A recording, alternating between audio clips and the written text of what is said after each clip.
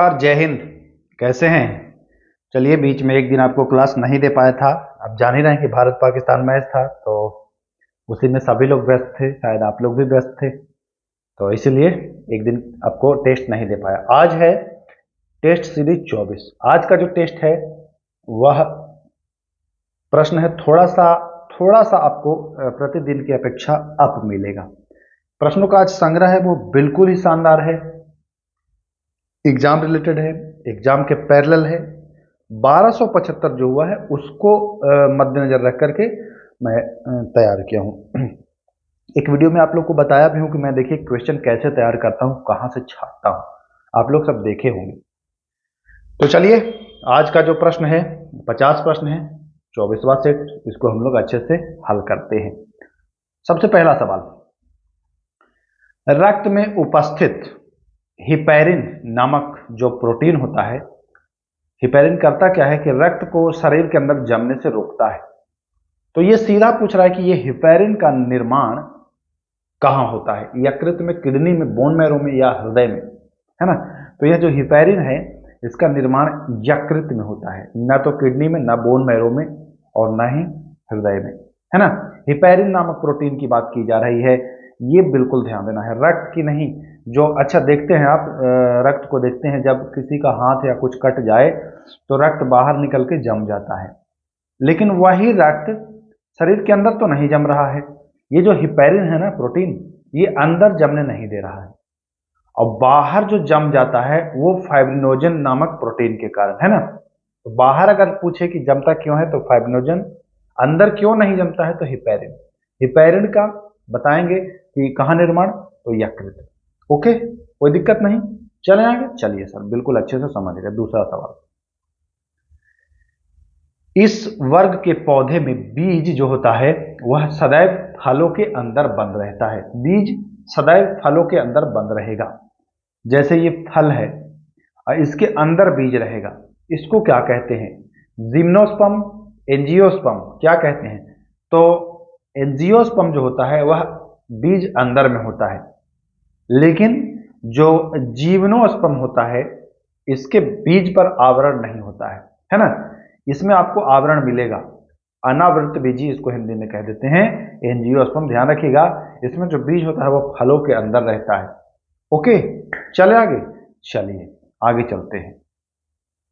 तीसरा, मानव मस्तिष्क को सुरक्षा प्रदान करने हेतु एक त्रिस्तरीय सुरक्षा आवरण पाया जाता है। इसका सबसे बाहरी आवरण जाना जाता है। आप देखे हैं, मानव मस्तिष्क होता है, दिमाग जो है उसको 3 लेयर में बचाए रहता है ना। 3 लेयर रहता है, बचाता है इसको बाहरी आघात से। तो कह रहा है कि 3 लेयर में सबसे बाहरी जो लेयर है उसका नाम क्या है? तो देखिए, ये जो राइट आंसर हो जाएगा वो हो जाएगा ड्यूरामेटर। ड्यूरामेटर सबसे बाहरी, मध्य वाला एरेक्नाइड, और सबसे भीतरी जो होता है वो पायामेटर होता है। तीनों का नाम आपको याद रखना है, याद कर लेना है, DAP, ड्यूरामेटर, एरेक्नाइड और पायामीटर। सबसे बाहर, मध्य और फिर सबसे अंदर। देखिए, ये प्रश्न मैं इसलिए लाया हूं कि बिहार दरोगा में एक बार प्रश्न आया था कि आहार नाल जो होता है, आहार नाल, उसका सबसे बाहरी लेयर क्या होता है। तो आहार नाल का बाहरी लेयर पूछा है, तो संभावना ये भी है कि अब ये जो मस्तिष्क को जो 3 लेयर में बांटा है इसका भी बाहरी लेयर या आंतरिक लेयर पूछ दे। तो इसीलिए देखिए, मैं आपको बार बार कहता हूं ना कि एकदम तर्ज जो होता है, हमारा पैटर्न जो होता है वो बिल्कुल एग्जाम से रिलेटेड होगा। आप प्रीवियस ईयर क्वेश्चन देखिए तो ये प्रश्न आपको मिलेगा, उसमें आहार नाल वाला पूछा है, मैं आपको मस्तिष्क का पूछा हूं। ठीक, नेक्स्ट वीडियो में मैं आपको गुणसूत्र के तीनों भाग बताऊंगा, तो ऐसे आप जुड़े रहिए, सब कुछ आपको बताने वाला हूं। तो ड्यूरामेटर सबसे बाहरी, मध्य एरेक्नाइड और पायामेटर सबसे अंदर। मानव शरीर में कैसा परिसंचरण तंत्र है? कैसा है? बंद एवं दोहरा, बंद एवं इकहरा, खुला एवं दोहरा या खुला एवं इकहरा। तो मानव शरीर में बंद और दोहरा, दोहरी परिसंचरण तंत्र होता है मानव शरीर में, ध्यान देना है आप। चलिए, 5वां सवाल, इनमें से कौन वायरस जनित रोग नहीं है, यानी कि वायरस से नहीं होता है, वह वायरस से नहीं होता है, यानी कि विषाणु से नहीं होता है? काला jar, rabies, chicken pox, polio. तो आप जानते हैं पोलियो वायरस से होता है, चिकन पॉक्स भी वायरस से होता है, और रेबीज जो कुत्ता काटने वाला होता है वो भी वायरस से ही होता है ना, वायरस से ही होता है रेडवो वायरस। लेकिन काला जार जो है वह प्रोटोजोआ से होता है। तो ये ऑप्शन जो हो जाएगा वह बिल्कुल हो जाएगा कि राइट, काला जार जो है वह प्रोटोजोआ से होता है, ध्यान में रखना है आपको। चलिए छठवां प्रश्न, बहुत ही शानदार प्रश्न है छठवां, ध्यान देना है, इसको नोट कर लीजिए। इस विधि का उपयोग कर रक्त से नशीले पदार्थों को पृथक किया जाता है। आप देखते हैं कि अगर आप नौकरी करते हैं, सरकारी नौकरी, या अगर आप पर जांच होती है तो आपको ये देखा जाता है कि आपके रक्त में क्या अल्कोहल, आपने शराब पिया है या नशा किया है ना, तो जांच की जाती है। उससे पता चल जाता है कि आप ड्यूटी टाइम में शराब, अगर आप सिलेक्शन होता है आपका बिहार दरोगा में, और मान के चलिए कि ड्यूटी पीरियड में आपने शराब पी ली, शराब पी करके किसी से मारपीट कर लिया, मुकदमा हुआ, तो आपका मेडिकल होगा। मेडिकल में ये जांच होगा कि क्या आपने शराब पिया है, तो आपके रक्त से ही पता चलेगा, उसको कहते हैं क्रोमेटोग्राफी। जी हाँ, क्रोमेटोग्राफी से यह पता चलता है कि आपके रक्त में अल्कोहल है, नशीली पदार्थ है कि नहीं, तो ये क्रोमेटोग्राफी होता है। प्रभाजी आसवन से आप जानते हैं कि डीजल पेट्रोल को अलग किया जाता है, ठीक ना। सब्लिमेशन आप जानते हैं दोस्तों कि जैसे कपूर को आप रख रहे हैं, तो कपूर को ठोस अवस्था में, ठीक ना, ये बिना द्रव बने ये गैस बन जाता है, ये उड़ जाता है, बिना लिक्विड बने ये उड़ जाएगा, तो ये सब्लिमेशन हो जाता है। और गैस से डायरेक्ट अगर बन जाए ठोस, तो वो कहते हैं रिवर्स सब्लिमेशन। तो ये आपको ध्यान में रखना है। एक बहुत ही अच्छा प्रश्न देखिए, ये वाला याद कर लीजिएगा। चलते हैं 7वें नंबर सवाल पर। देखिए थोड़ा सा वीडियो लंबा हो सकता है क्योंकि चीजों को डिटेल में रख रहे हैं ना, तो इसलिए। टमाटर के रस का पीएच मान होता है, तो जो टमाटर का रस होता है उसका पीएच मान होता है 4.1, ठीक। नींबू का पूछे तो लगभग 2.5 यानी 2.4। शुद्ध जल का पूछे तो बताएंगे 7, है ना। समुद्री जल कमेंट करिए, समुद्री जल कमेंट करिए, और रक्त भी कमेंट करिए, दोनों आप कमेंट करिए कितना होता है। चलिए 8वां, इनमें से कौन सी धातु सबसे कम अभिक्रियाशील है। ये 4 धातु है जो सबसे कम अभिक्रियाशील कह रहा है कि इनमें से कौन होगा। पोटेशियम होगा, या बेरियम होगा, है ना, या कैल्शियम होगा, या सोडियम होगा। तो सोडियम जो होगा कैल्शियम से ज्यादा है, पोटेशियम जो होगा यह सोडियम से ज्यादा है, बीच में आएगा बेरियम, पहला पोटेशियम, दूसरा आएगा बेरियम, तीसरा आएगा सोडियम, और चौथा आएगा कैल्शियम, है ना। तो जो डी ऑप्शन हो जाएगा, नहीं चौथा आएगा कैल्शियम, हाँ चौथा कैल्शियम आएगा, कैल्शियम, यानी कि सी जो ऑप्शन हो जाएगा वो राइट हो जाएगा। फिर से एक बार समझ लिया, कंफ्यूजन ना हो, कैल्शियम जो होगा वो राइट आंसर हो जाएगा, कैल्शियम से ज्यादा अभिक्रिया सोडियम में। चलिए 9वां सवाल, लिटमस पत्र अम्ल क्षार जो सूचक कहते हैं ये होता है। लिटमस पत्र किसका होता है, तो यह लाइकेन का बना होता है। किसका बना होता है, लाइकेन, ठीक है ना। ध्यान देना है, लिटमस पत्र जो प्राकृतिक इंडिकेटर होता है जिसे अम्ल क्षार सूचक भी कहते हैं, यह लाइकेन का बना होता है, तो यह भी आपको ध्यान देना है।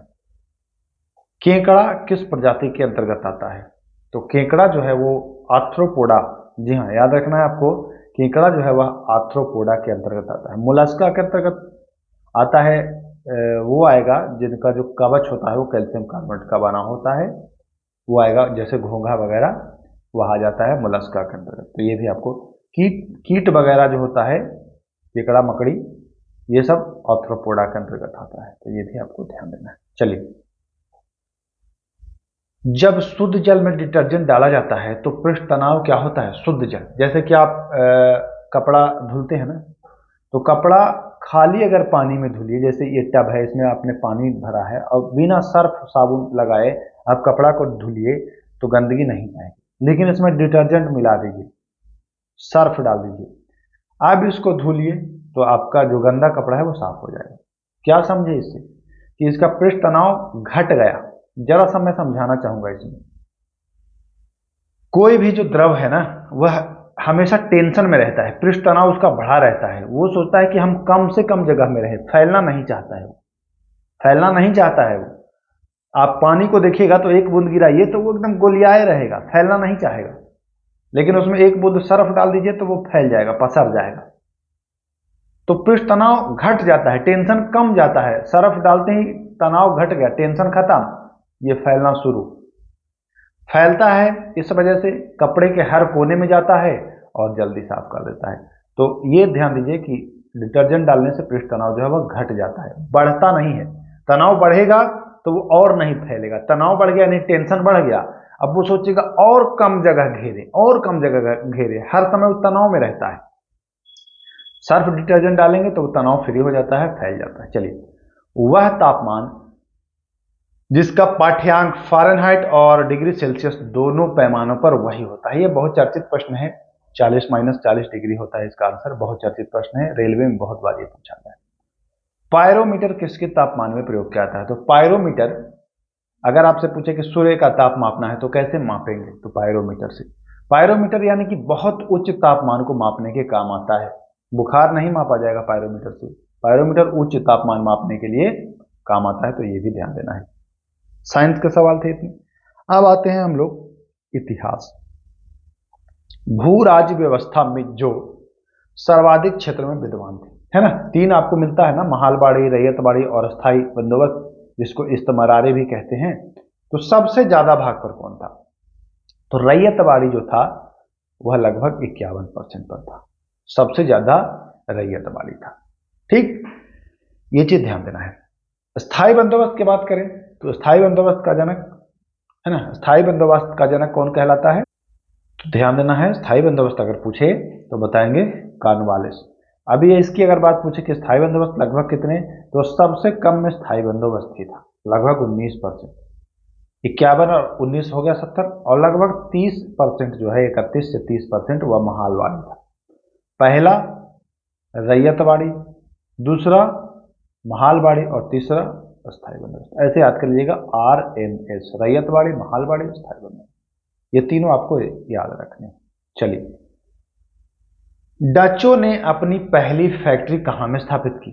डच जो थे वह पहली फैक्ट्री कहां में स्थापित किया था? तो डचों ने मसूलीपट्टनम में प्रथम फैक्ट्री। डच का आने का क्रम, तो सबसे पहले पुर्तगाल आए, फिर कौन आए? डच आए। तो डचों का आने का क्रम हो जाएगा वह दूसरा हो जाएगा, ठीक ना, डचों का आने का क्रम दूसरा, तो ये भी आपको ध्यान देना है। डचों की पहली फैक्ट्री तो मसूलीपट्टनम, कोई दिक्कत नहीं। आते हैं शिवाजी। शिवाजी से प्रश्न आपको अक्सर एग्जाम में देखने को मिलेगा। शिवाजी के संरक्षक थे, है ना, शिवाजी के संरक्षक। देखिए, क्वेश्चन को थोड़ा सा गति दिया गया है। शिवाजी के आध्यात्मिक गुरु नहीं पूछ रहा है, संरक्षक पूछ रहा है। आध्यात्मिक गुरु पूछता है तो गुरु रामदास आप लोग मार देते हैं, लेकिन संरक्षक पूछता है तो उनका नाम है दादाजी कोंडदेव, याद रखिएगा, दादाजी कोंडदेव। अच्छा, ध्यान रखिए। बक्सर का युद्ध कब हुआ था?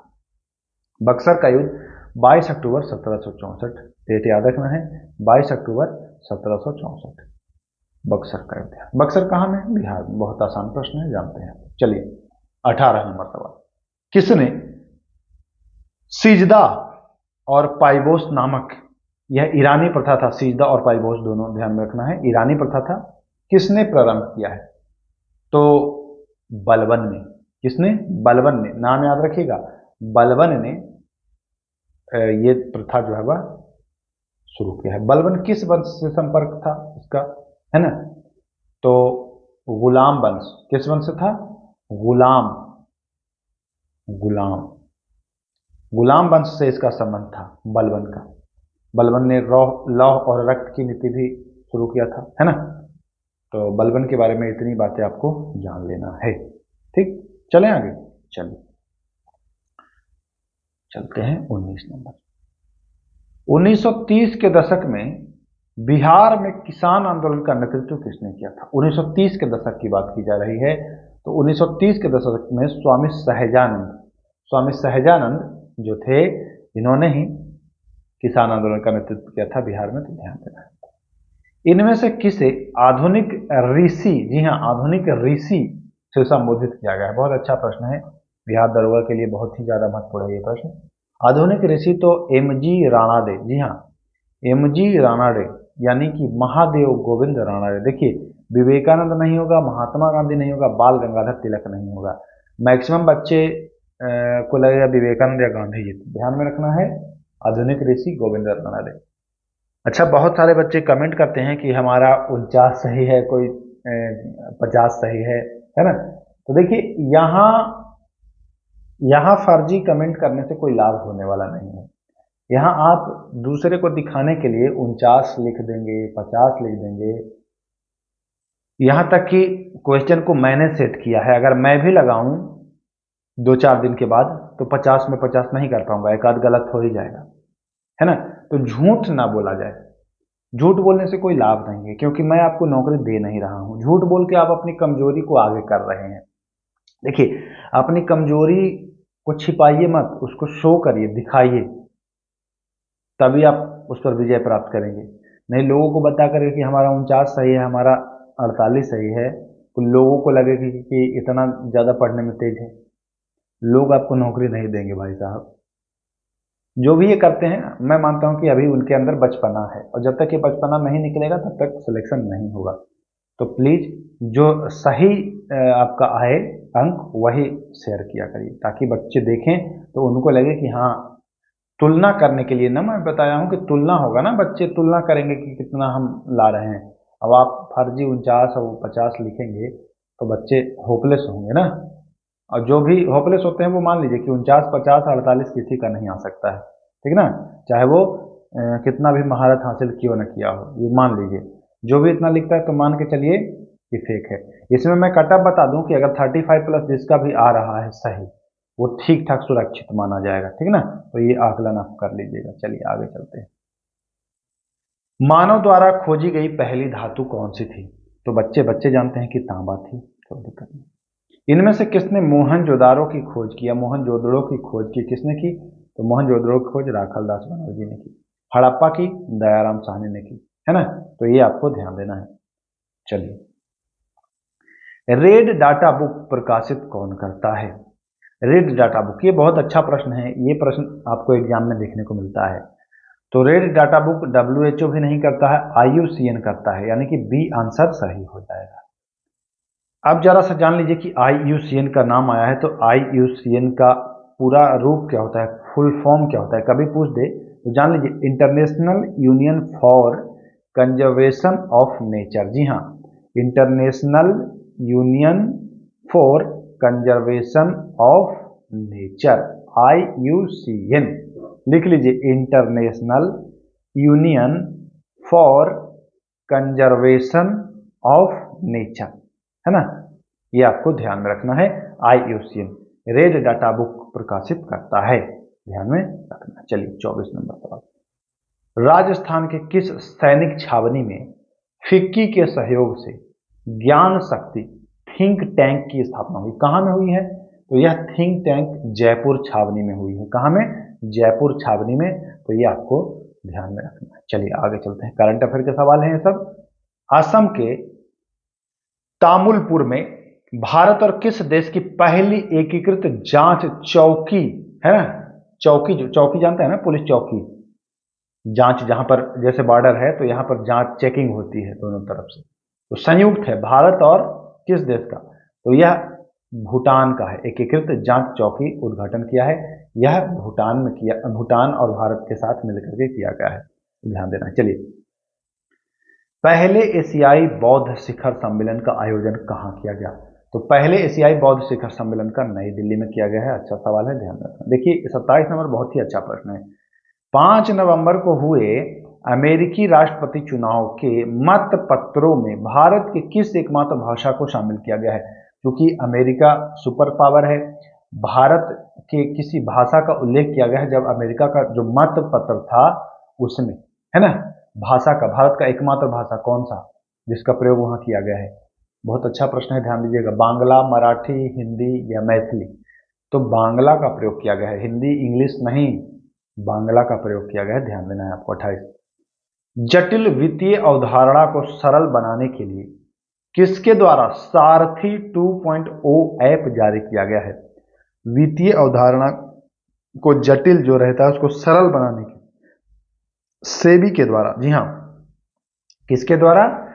सेबी के द्वारा ये ऐप है, सारथी ऐप 2.0 जो है वह जारी किया गया है। अब आया है सेबी। सेबी, तो सेबी के बारे में जान लीजिए। सेबी का फुल फॉर्म क्या होता है? SEBI पूछता है कभी कभी, सेबी का फुल फॉर्म। तो Securities and Exchange Board of India, जी हाँ, Securities and Exchange Board of India, जी हाँ, भारतीय प्रतिभूति और विनिमय बोर्ड, भारतीय प्रतिभूति और विनिमय बोर्ड इसको कहा जाता है। तो ये भी आपको ध्यान में रखना है। चलिए आगे।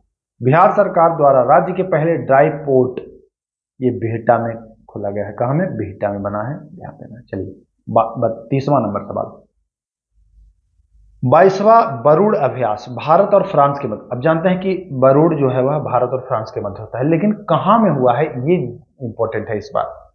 तो यह हुआ है आपके भूमध्य सागर में। कहां में? भूमध्य सागर। आगे चलते हैं। AI तत्परता सूचकांक 2024 में जो भारत को रैंकिंग मिली है वो 72 मिली है। जी हाँ, भारत को रैंकिंग कौन सा मिला है? 72वां मिला है। तो ध्यान देना है आपको, AI तत्परता सूचकांक में भारत का जो स्थान है वह 72 72 नंबर है। अब आते हैं भारतीय संविधान के प्रश्न पर। भारतीय संविधान के निम्न में से किस अनुच्छेद में राज्य मंत्री परिषद के प्रति सामुदायिक उत्तर से चर्चा की गई है? कह रहा है कि राज्य मंत्री परिषद के प्रति सामुदायिक रूप से जो है सामूहिक रूप से उत्तरदायी होती है। अनुच्छेद 164, जी हाँ, 164 अनुच्छेद में इसका उल्लेख है। चलिए, ये प्रश्न देखिए बिहार दरोगा में पूछा गया है, प्रश्न संख्या 33, मतलब 3-4 साल पहले पूछा गया है, एक साइज वाले में, जिसमें शायद 64 सीट था, उसमें संभवतः पूछा गया है। राष्ट्रपति शासन लगाया जा सकता है अनुच्छेद 352 का प्रयोग करके। तो 352 से तो राष्ट्रीय आपातकाल लगता है, ये तो होगा नहीं। 356 से, हाँ हाँ हाँ हाँ सर, बहुत इजी तो है। 365 कहाँ है ना, लग रहा होगा 365 नहीं, लेकिन 365 से भी। तो इसका आंसर हो जाएगा 1 से भी। एक मैं YouTube पर देख रहा था, कोई मैडम है वो पढ़ा रही थी, तो ये क्वेश्चन को वो करा रही थी, तो बताई है वो कि 356 के द्वारा तो राष्ट्रपति शासन लगाया जाता है, 365 के द्वारा भी लगाया जाता है। और ये भी साथ साथ बताए हैं कि ये सब नहीं पूछता है बिहार दरोगा में। मैं उन मैडम को ये जानकारी दे दूं कि ये पूछा जा चुका है बिहार दरोगा में।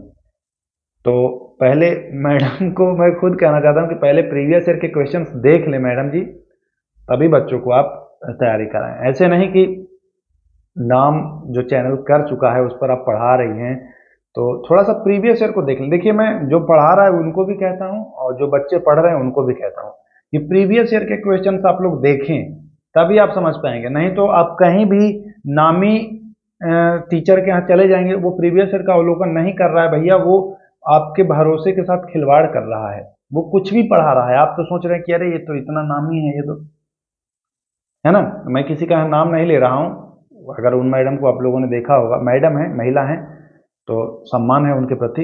लेकिन मैं अनुरोध करता हूँ, अगर बच्चे आप लोगों के माध्यम से उन तक ये पहुँचे, तो जो भी हैं प्रीवियस ईयर क्वेश्चन को देखें, कहाँ से प्रश्न आता है, कैसे, बच्चों को गुमराह ना करें। तो ये प्रश्न बच्चों पूछा गया है, मैं इसीलिए इस प्रश्न को ऐड भी किया हूँ कि आप लोग गुमराह ना हो। 365 में क्या है ये जान लीजिए। 365 में है कि राज्य के दिए गए निर्देशों, जो केंद्र शासित जो केंद्र होता है वह राज्य को जो निर्देश दिया है, उस निर्देश को अगर राज्य फॉलो नहीं कर रहा है, दिए गए निर्देशों को फॉलो करने में राज्य सक्षम नहीं हो रहा है, तो ऐसी स्थिति में केंद्र सरकार राज्य में राष्ट्रपति शासन लगा सकता है। 356 में होता है कि राज्य का अगर शासन विफल हो गया है तो राज्यपाल आगे बढ़ाता है, रिकमेंड करता है राष्ट्रपति से, तब लगता है। लेकिन 365 में इसका उल्टा होता है, देखता है केंद्र कि भैया आप सही तरीके से नहीं कर रहे हैं, हमने जो चीज बनाया है उसको आप फॉलो नहीं कर रहे हैं, आप मनमानी कर रहे हैं, तो आप पर राष्ट्रपति शासन थोपा जाएगा। तो ये भी एक तरीका है 365 अनुच्छेद, राष्ट्रपति शासन लगाया जा सकता है, इसीलिए मैंने सकता है लिखा है, लगाया जाता है नहीं पूछा, सकता है। ऐसा अगर सिचुएशन बनेगा तो लग जा सकता है, तो ये ध्यान देना है। चलिए आगे, 34 नंबर, प्रधानमंत्री के कर्तव्यों का उल्लेख भारतीय संविधान के किस अनुच्छेद में है? तो प्रधानमंत्री के कर्तव्यों का उल्लेख जो है वह अनुच्छेद 78 में है। 75 में क्या है? तो 75 में भैया प्रधानमंत्री की नियुक्ति राष्ट्रपति करेगा, है ना। और 74 में क्या है? 74 में है कि राष्ट्रपति को सहायता प्रदान करने के लिए एक मंत्री परिषद होगी जिसका प्रमुख प्रधानमंत्री होगा। सीधा सा यही लैंग्वेज है। 74 में प्रधानमंत्री, 75 में उसकी नियुक्ति राष्ट्रपति करेगा, 78 में इनके कर्तव्य। तो मैं उम्मीद कर रहा हूं समझ रहे होंगे आप चीजों को। चलिए आगे चलते हैं।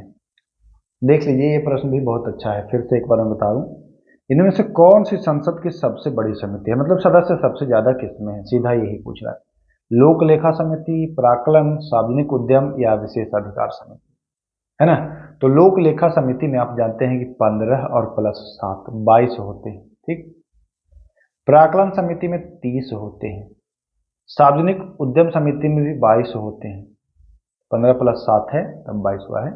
विशेष अधिकार समिति में लोकसभा में 15 अलग होता है और राज्यसभा का 10 होता है। राज्यसभा में अगर ये समिति है तो 10 और अगर लोकसभा में है तो 15। तो ये आपको ध्यान। तो सबसे ज्यादा प्राक्कलन समिति में। ये प्रश्न भी बिहार दरोगा में पूछा गया है। यह प्रश्न भी लैंग्वेज बदल के पूछा गया है कि इनमें से कौन से समिति में सदस्य सबसे ज्यादा है ना। लैंग्वेज यही नहीं है, ऑप्शन भी अलग अलग है। तो ये भी प्रश्न पूछा गया है, तो ध्यान में रखना है आपको। चलिए 36 नंबर, कौन नागरिकों के मूल अधिकारों की गारंटी देता है और एक संविधान का अभिभावक भी है? तो सुप्रीम कोर्ट, है ना। माननीय सर्वोच्च न्यायालय जो है वह अभिभावक, संसद नहीं, राष्ट्रपति भी नहीं, सुप्रीम कोर्ट, ध्यान रखिएगा। राज्यपाल अपना त्यागपत्र किसे संबोधित करके देते हैं? राज्यपाल जो है वो अपना त्यागपत्र देते हैं, किसको देते हैं? क्या राष्ट्रपति को देते हैं, क्या मुख्य न्यायाधीश को देते हैं, है ना, कि भारत के मुख्य न्यायाधीश को देते हैं, कि मुख्यमंत्री को देते हैं? तो राज्यपाल राष्ट्रपति को देते हैं। ये बात आपको ध्यान में रखना है। राज्यपाल के जो अध्यादेश है उसके संदर्भ में कौन सा कथन गलत है ना। तो ध्यान में रखिएगा, अध्यादेश को किसी भी समय वापस ले सकता है, तो हाँ ले सकता है वो वापस, ये सही है। गलत पूछ रहा है। अध्यादेश तभी जारी किया जा सकता है जब विधानमंडल का सत्र नहीं चल रहा हो कोई। तो देखिए, विधानमंडल में अगर दो सदन वाला है तो दोनों में अगर कोई एक नहीं चलेगा तब लगा सकते हैं। अब दोनों चल रहा है तो नहीं आपको लगाना है, या जहां एक ही है वहां एक चल रहा है तो आपको नहीं लगाना है। तो ये भी सही है, गलत हमको छांटना है। अध्यादेश उन्हीं विषय पर ला सकते हैं जिन पर विधानमंडल विधि बना सकता है। जी हाँ बिल्कुल, किसी ऐसी चीज पर नहीं ला सकते हैं जिस पर विधि बनाने का अधिकार नहीं हो, है ना। जैसे राज्य हो और केंद्र के कोई मुद्दा पर अध्यादेश ला सकता है? नहीं ला सकता है, क्योंकि आप उस पर ऐसे भी नहीं कानून बना सकते हैं। जब आप सदन में रहते तब भी नहीं बना सकते, अभी तो आप सदन में नहीं है, कैसे बनाएंगे? तो वह अध्यादेश को नहीं वापस ले सकता है, यह कथन गलत है। वापस तो ले सकता है, पहला ऑप्शन नहीं तो आपने पढ़ा है। चलिए, किस संविधान संशोधन के द्वारा राष्ट्रपति को यह शक्ति प्राप्त हुई कि वह केवल कैबिनेट के लिखित सिफारिश पर ही आपातकाल घोषित कर सकता है ना। पहले क्या होता था कि मौखिक रूप से भी ये आपातकाल घोषित किया गया था, लेकिन एक संविधान में संशोधन हुआ। अब हुआ कि भैया ये मौखिक वाला नहीं चलेगा, लिख के दीजिए, और वो भी कैबिनेट की सिफारिश पर ही होगा। तो यह 44वां संविधान संशोधन जो 1978 में हुआ, तब से ये वाला मामला आया कि लिखित रूप से आपको देना होगा तब लगेगा राष्ट्रपति शासन। हुआ क्या था कि इंदिरा गांधी तो आपने जाना ही कि मनमानी करी थी और वो लगाई थी राष्ट्रपति शासन, ये आपातकाल लगवाई थी, राष्ट्रपति शासन में आपातकाल लगवाई थी, और वो मौखिक कह के लगवाई थी, बिना मंत्रिमंडल के सिफारिश के। पहले लगवाई तब अपने मंत्रिमंडल को सूचना दी कि ये लगा है ना। तो ये मनमानी एक तरह से हुआ भाई। मंत्रिमंडल, मंत्रिपरिषद में और भी लोग हैं ना। आप प्रधानमंत्री बन गए तो क्या आप भगवान थोड़ी हो गए, जो कहेंगे वही? और भी लोग हैं, तो उनसे नहीं पूछा गया, अपना मने लगवाया गया। तो जब 44वां संविधान संशोधन हुआ तो इस बात का ख्याल रखा गया कि इसका दुरुपयोग कोई ना कर पाए, और इसको कर दिया गया कि नहीं, अब कैबिनेट जब सब लोग सहमत होंगे तभी लिख करके दें और तभी ये लगेगा। हालांकि सामान्यतः देखते हैं कि प्रधानमंत्री की बात सब लोग मानते ही हैं, सब सामूहिक रूप से ही होते हैं, उत्तरदायित्व होते हैं, तो ये भी ध्यान देने वाली। चलिए, बहुत अच्छा प्रश्न है 40। ब्लैक बक राष्ट्रीय उद्यान कहाँ स्थित है? तो ब्लैक बक जो राष्ट्रीय उद्यान है ये आपके ही गुजरात में स्थित है। कहाँ में स्थित है? आपके ही गुजरात में। तो ध्यान देना है। प्रश्न संख्या 40 का ऑप्शन विकल्प ए सही है। जम्मू कश्मीर में कौन सा है? तो किश्तवाड़, जानते ही हैं आप, है ना। कर्नाटक में बांदीपुर है। गुरु घासीदास जो है वो छत्तीसगढ़ में है, महत्वपूर्ण, याद रखिएगा। चलिए 41, किस नदी को केरल के जीवनदायिनी नदी के नाम से जाना जाता है? तो पेरियार को जाना जाता है। पेन्नार को नहीं, बैतरनी को नहीं, मेट्टूर नदी को भी नहीं, पेरियार आंसर हो जाएगा, ए राइट आंसर हो जाएगा। चलिए देखिए, नस्ल पर मैं एक वीडियो आपको उपलब्ध करा चुका हूं, जानवरों की नस्ल पर। निमाड़ी किसकी नस्ल है? तो निमाड़ी ये पूछा हुआ है, तो निमाड़ी जो है वो गाय का नस्ल है। कैसे हम इसको याद कराए थे कि निमाड़ी का मतलब कि नहीं मारता है। तो आप लोग जानते हैं कि गाय जो है वो सीधा के रूप में उसका प्रतीक है, कि देखो जब शादी होता है तो कहते हैं हमारी बेटी तो गाय है, गाय मतलब एकदम सीधी है, नहीं मारती है ना। तो गाय को सीधा से मतलब उसको तात्पर्य है कि गाय होती है सीधी, है ना, सीधी यानी कि नहीं मारती है। तो निमाड़ी नहीं मारती है, ऐसे करके रिलेट कर लीजिएगा कि गाय की एक नस्ल है। रानीपेट उर्वरक हेतु प्रसिद्ध स्थित है। रानीपेट कहाँ में स्थित है? तमिलनाडु में, उत्तराखंड में, उत्तर प्रदेश में, कर्नाटक में? तमिलनाडु में स्थित है। कहाँ में? तमिलनाडु। उर्वरक हेतु प्रसिद्ध है, ध्यान रखिएगा। कैसे याद रहेगा? एक रानी खेत है, एक रानी पेट है ना। रानी खेत जरा कमेंट करिए कि कहाँ में है, अक्सर इनमें कंफ्यूजन होता है आपको, तो याद रखिएगा। कैसे याद होगा रानी पेट? तो रानी क्या थी कि अपने पेट में लड्डू डाल ली, ऐसे याद रखिएगा कि रानी जो थी वह अपने पेट में क्या डाल ली? लड्डू। बस लड्डू से तमिलनाडु ऐसे याद कर लिया कि तमिल लड्डू, है ना, लड्डू जो था वो रानी अपने पेट में डाल ली, ऐसे रिलेट करके आप याद रख सकते हैं, नहीं भूलेंगे आप। इनमें से कौन सी जलधारा ठंडी है? एल नीनो, ला नीना, मेडागास्कर और चौथा ऑप्शन है मोजाम्बिक। तो देखिए तीन तो गर्म है, एक ठंडा है। अब मैक्सिमम लोग दो तो छाड़ देंगे। एल नीनो और ला नीना में मैक्सिमम लोग कंफ्यूज होंगे कि कौन सा गर्म है और कौन ठंडा है। दोनों एक दूसरे के अपोजिट हैं। आज के बाद आप भूलेंगे नहीं, मैं बता दूंगा ऐसा टेक्निक जो आप भूलेंगे नहीं। तो जो ठंडी जलधारा है वो ला नीना है। अब कहेंगे सर ला नीना कैसे याद रखेंगे? देखिए गर्मी का दिन है, ठीक, गर्मी का दिन है, तो गर्मी के दिनों में अगर कोई आपको देता है ठंडा तो आप क्या कहते हैं? भाई ला ला ला ला, जल्दी ला ला। ला का मतलब कि ला नीना। ठंडा अगर आपको कोई दे रहा है तो क्या कह रहे हैं कि ला भाई जल्दी ला। तो ला से याद आ जाएगा आपको, जैसे ही ला आएगा तो आपको याद आएगा कि अरे ठंडा मांग रहे थे हम, लाओ लाओ भाई लाओ लाओ, मैं ठंडा पीऊंगा। तो ये आपको ध्यान में रखना है। चलिए आगे चलिए। ब्रिक फिल्डर, यह उष्ण व शुष्क हवा है जो चलती है। बहुत अच्छा प्रश्न है, ये पूछता भी है कि ब्रिक फिल्डर जो हवा है, सूखी हवा है, उष्ण हवा है, कहाँ में चलती है? Australia, New Zealand, Canada, America. तो जान लीजिए कि ब्रिक फिल्डर जो चलती है वो ऑस्ट्रेलिया में चलती है। याद कैसे होगा सर? न्यूजीलैंड कनाडा भी तो ऑप्शन रहता है, याद हो जाएगा, बिल्कुल याद हो जाएगा। आप लोग जानते होंगे जब क्रिकेट देखते हैं, मैक्सिमम बच्चे देखते होंगे, तो वो पता होगा कि एक पहले क्रिकेट में ऑस्ट्रेलिया के कैप्टन थे रिकी पॉन्टिंग, है ना, रिकी पॉन्टिंग नाम तो सुना होगा आपने। रिकी पॉन्टिंग के बारे में कहा था कि विश्व के सबसे बेहतरीन फील्डर थे, सबसे बेहतरीन फील्डर थे। फील्डर से आप रिलेट करिएगा कि फील्डर, ऑस्ट्रेलिया के जो फील्डर होते हैं ना, जो फील्डिंग करते हैं वो एकदम मजबूत होते हैं, बस इतना ही याद करिएगा। ऑस्ट्रेलिया की फील्डिंग बहुत अच्छी होती है, आप लोग जानते भी हैं। तो जो ब्रिक फील्डर आपको याद आ जाएगा, फील्डर अच्छा ऑस्ट्रेलिया के फील्डर, हाँ बस इतना काफी अब आपको याद हो जाएगा। देवबंद ज्वालामुखी स्थित है ईरान में, इटली में, जापान में, कनाडा में। तो देवबंद जो ज्वालामुखी है वह ईरान में है। अब कभी कभी पूछता है कि देवबंद सक्रिय ज्वालामुखी है कि सुषुप्त है? तो कैसे याद करेंगे भैया, कंफ्यूजन हो जाएगा। तो देखिए इसके नाम में ही आंसर है, बंद। बंद मतलब क्या कि भैया सुषुप्त हो गया है, बंद हो गया है ना। तो देव बंद याद रखिएगा, ये बंद है, ईरान में है, सुषुप्त ज्वालामुखी का उदाहरण है। तो मैं उम्मीद कर रहा हूं ये भी आपको अच्छे से याद हो गया होगा। चलिए 47 नंबर, इस अर्थव्यवस्था में बाजार तय करता है कि कितना उत्पादन करना है और किस कीमत पर बेचना है ना। बाजार के हाथ में ये रहता है कि भैया कितना हम सामान बनाएं और कैसे बेचें। तो भैया जब पूंजी रहेगा तभी तो आप उत्पादन करेंगे और कीमत तय करेंगे, यानी कि पूंजीवादी अर्थव्यवस्था में ये सारी चीजें होती हैं। चलिए 48 नंबर सवाल, छिपी बेरोजगारी से क्या तात्पर्य है? छिपी बेरोजगारी का मतलब क्या? देखिए काम है कम, ठीक ना, और लोग आ गए ज्यादा। अब भाई ऐसे देखिए, जैसे उदाहरण स्वरूप समझा रहे हैं, जैसे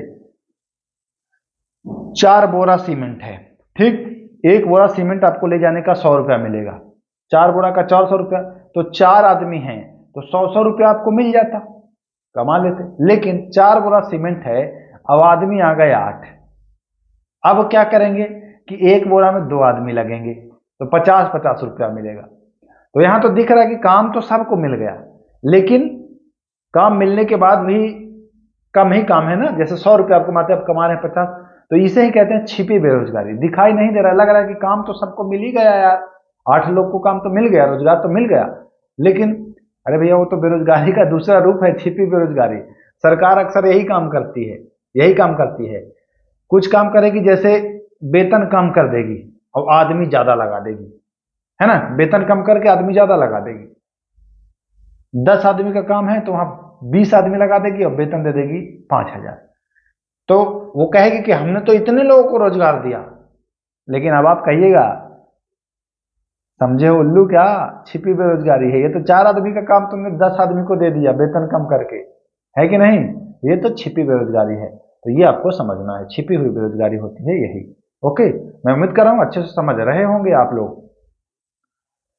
संविधान सभा के पहले अध्यक्ष जिनका नाम है डॉक्टर सच्चिदानंद सिन्हा, ये अस्थायी अध्यक्ष हुए थे ना। इनका जन्म हुआ था कहां में, गया, मुंगेर, बक्सर के सिवान, बक्सर में, याद रखिए। चलिए, अच्छा प्रश्न है, बिहार में गंगा नदी की लंबाई कितनी है? तो बिहार में गंगा नदी की जो लंबाई है यह 455 किलोमीटर है। ठीक, ध्यान देना है। उत्तर प्रदेश में है 1140 किलोमीटर, यह भी आपको ध्यान देना है।